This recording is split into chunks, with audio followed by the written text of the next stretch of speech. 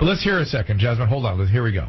The burden of the brutalized is not to comfort the bystander. That's not our job. All right, stop with all that. If you have no interest in equal rights for black people, then do not make suggestions to those who do. Sit down. Done watching and waiting while this invention called whiteness uses and abuses us, burying black people out of sight and out of mind while extracting our culture, gentrifying our genius, and then trying us on like costumes before discarding our bodies like rinds of strange fruit. The thing is that just because we're magic doesn't mean we're not real.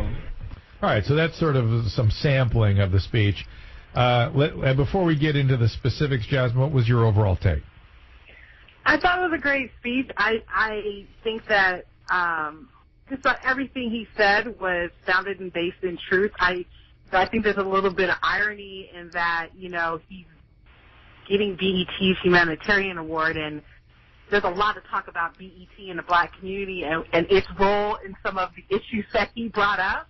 So I thought that was also kind of interesting. What give me specific, because that was sort of subtle, I think. Is he sort of taking jabs at them? Yeah, go ahead. I'm not taking a jab. No, he was. He was taking jabs at them. Yeah. Well, with BET, I mean, he talks a lot about what we refer to as culture bandits, folks who like to steal black culture and then turn it into their own, usually for a profit.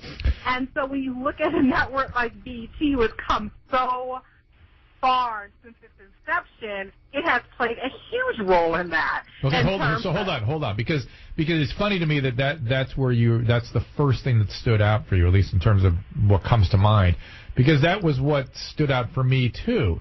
And I thought that not enough is made of that history, of how much, so much, particularly 20th century American culture is, Mike, you back me up on this, is specifically founded in African-American history and culture. I mean, specifically.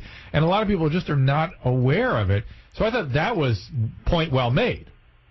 Yeah, absolutely. I mean, he hit on a number of points which I'm sure made a lot of people very uncomfortable. But then again, it is a BET award.